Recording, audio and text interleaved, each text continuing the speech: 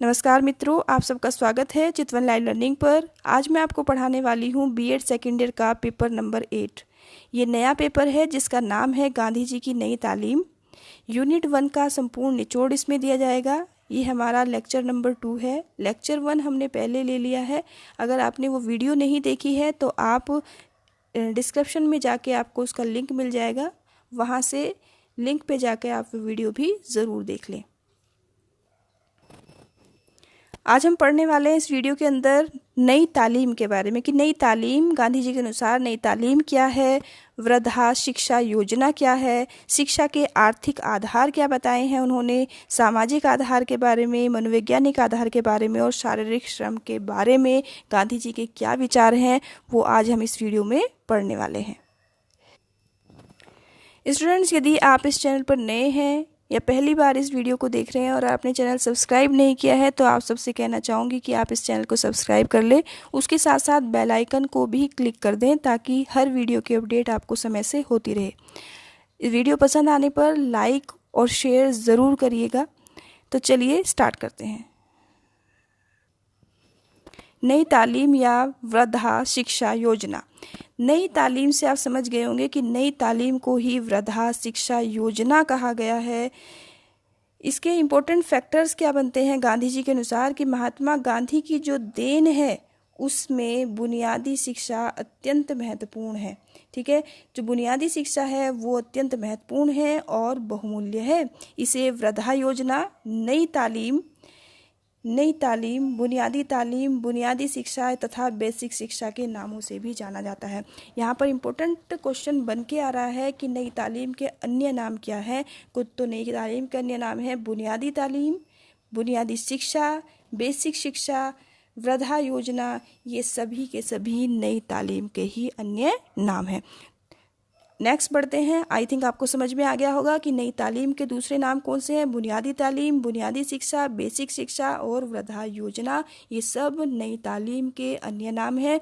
उसके साथ साथ गांधी जी और क्या है नई तालीम के बारे में इम्पोर्टेंट फैक्टर कि गांधी जी ने 23 अक्टूबर 1937 को नई तालीम की योजना बनाई जिसे राष्ट्रव्यापी व्यवहारिक रूप दिया। यहाँ से क्वेश्चन MCQs बेस्ड में शॉर्ट क्वेश्चन या लॉन्ग में भी पूछा जा सकता है कि जो गांधी जी की जो नई तालीम है वो कब आई थी। लॉन्ग में आप डिटेल में करेंगे और शॉर्ट में आप इसको शॉर्ट में इतना ही लिख सकते हैं। तो 23 अक्टूबर 1937 को नई तालीम की योजना बनी थी और इसी दिन इसे व्यवहारिक रूप, राष्ट्रव्यापी व्यवहारिक रूप दे दिया गया था। नेक्स्ट है गांधी जी की शिक्षा का मूल मंत्र था। यहाँ से भी क्वेश्चन बन सकता है एग्जाम में कि शिक्षा का, गांधी जी का जो शिक्षा है उसका मूल मंत्र क्या था। तो वो मूल मंत्र था शोषण विहीन समाज की स्थापना करना। ठीक है, जो गांधी जी की शिक्षा है उसमें उन्होंने शोषण विहीन समाज की बात की है कि कोई भी व्यक्ति हैरेस ना हो, किसी भी व्यक्ति का शोषण ना हो। हमें ऐसी शिक्षा को जो है जन्म देना है, ऐसी शिक्षा की स्थापना करनी है जिससे हर एक व्यक्ति जो है बेरोजगार ना रहे। नेक्स्ट है उसके लिए सभी को शिक्षित होना चाहिए। यहाँ पर गांधी जी कहते हैं कि शोषण ना हो, इसके लिए ज़रूरी है कि सभी व्यक्ति शिक्षित हों क्योंकि शिक्षा के अभाव में एक स्वस्थ समाज का निर्माण असंभव है। बुनियादी विद्यालय एक ऐसा विद्यालय है। यहाँ पर जब उन्होंने शिक्षा की बात की, जब उन्होंने इस शिक्षा के बारे में विद्यालय खोले तो उन्होंने ऐसे विद्यालय खोले जिनमें हाथ के काम की शिक्षा दी जाती थी, जिससे बच्चों के स्किल डेवलपमेंट किए जाते थे। तो जब उन्होंने विद्यालय खोले तो उसके बारे में क्या कहते हैं, ये बुनियादी विद्यालय एक ऐसा विद्यालय है जो ज्ञान, कर्म और श्रम के बीच भेद मिटाता है। ऐसे स्कूल जहाँ बच्चों को किताबी शिक्षा के साथ साथ किसानी, सब्जी उगाना, डेयरी, बढ़ई आदि विषयों का प्रशिक्षण मिलता है, जिससे बुनियादी विद्यालय में पढ़ने वाले बच्चे अपना हुनर विकसित कर सके और इन कामों से जो कमाई हो उससे वे अपने लिए पेंसिल, स्लेट आदि खरीद सके। तो यहाँ पर बुनियादी शिक्षा का सीधा सीधा मतलब ये है कि गांधी जी के अनुसार बुनियादी शिक्षा वह शिक्षा है जिसमें बालक सब्जी उगाना, किसानी करना, बढ़ईगिरी करना, पेंसिल बनाना, कागज़ से खिलौने बनाना या कुछ भी जो है कढ़ाई बुनाई, रंगाई, सिलाई, कढ़ाई, इस तरह के जो कामों को कर अपने स्किल को डेवलपमेंट करे, अपने स्किल का डेवलप करे, जिससे वो समाज में और अपने जीवन में बदलाव ला सके और कभी बेरोजगार ना रहे। तो ये मेन बुनियादी शिक्षा था, जिससे व्यक्ति की जो बुनियाद है, जो व्यक्ति का जो पहलू है वो मजबूत हो सके, जिससे व्यक्ति अपने पैरों पर खड़ा हो सके, सक्षम हो सके और हमेशा आत्मनिर्भर रह सके, दूसरों पर आश्रित ना हो। तो यही बुनियादी शिक्षा है। आई थिंक आपको समझ में आ गया हो। नेक्स्ट है गांधी जी की शिक्षा में कार्य के आधार। यानी गांधी जी की जो शिक्षा है, गांधी जी ने जिस बुनियादी शिक्षा की बात की है, उसमें कार्य का क्या आधार है, कार्य किस लिए ज़रूरी है। तो कार्य का जो विशेषताएं हैं, कार्य का जो आधार है वो बुनियादी शिक्षा में, उसकी हम बात करने वाले हैं। यानी गांधी जी की शिक्षा में कार्य के आर्थिक आधार, यानी कि गांधी जी की जो शिक्षा है उसमें कार्य का आर्थिक आधार क्या है, कार्य जो है वो आर्थिक व्यवस्था को कैसे मजबूत बनाता है, क्यों आवश्यक है आर्थिक परिस्थिति के लिए, इकोनॉमिक पावर बढ़ाने के लिए। तो चलिए, गांधी जी ने बुनियादी शिक्षा का आधार आर्थिक बताया है।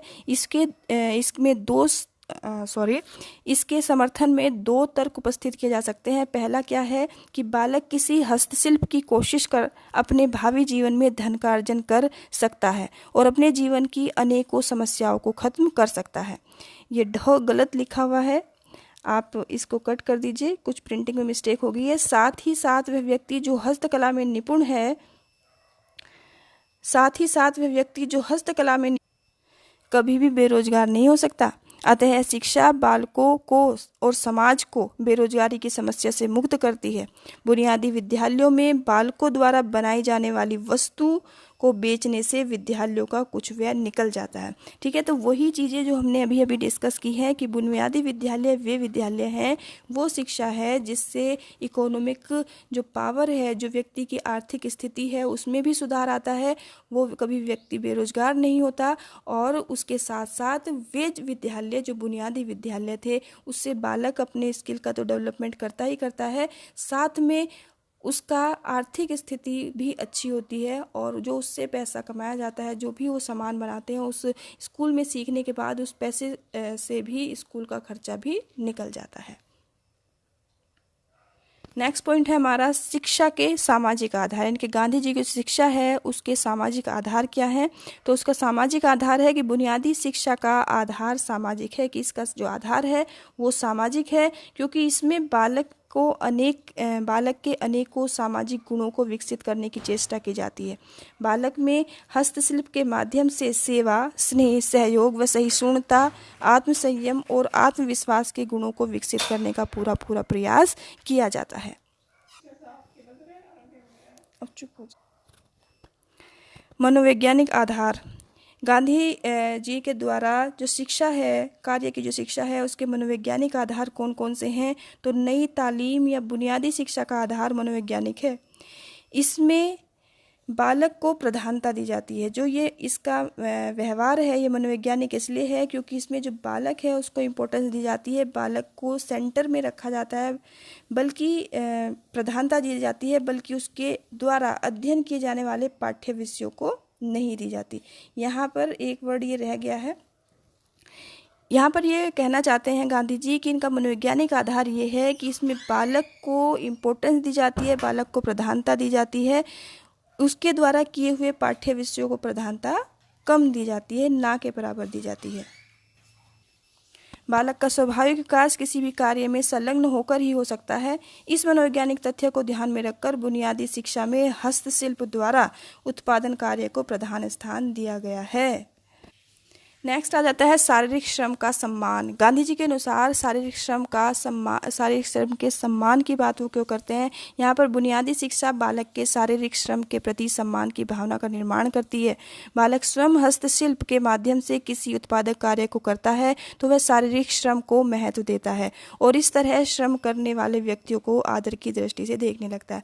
यहाँ पर बुनियादी शिक्षा का एक इम्पोर्टेंस यहाँ पर ये बताई है कि जब कोई भी व्यक्ति शारीरिक श्रम करता है या फिर बच्चा जब शारीरिक श्रम करना सीख जाता है तो किसी भी व्यक्ति के द्वारा किए जाने वाले शारीरिक श्रम को वो महत्व देने लगता है, उसकी इज्जत करने लगता है और उस व्यक्ति को आदर की दृष्टि से देखने लगता है। तो इसलिए उसका मनोवैज्ञानिक के साथ साथ सामाजिक, आर्थिक, नैतिक, चारित्रिक विकास भी इस कार्य से संपन्न हो जाता है।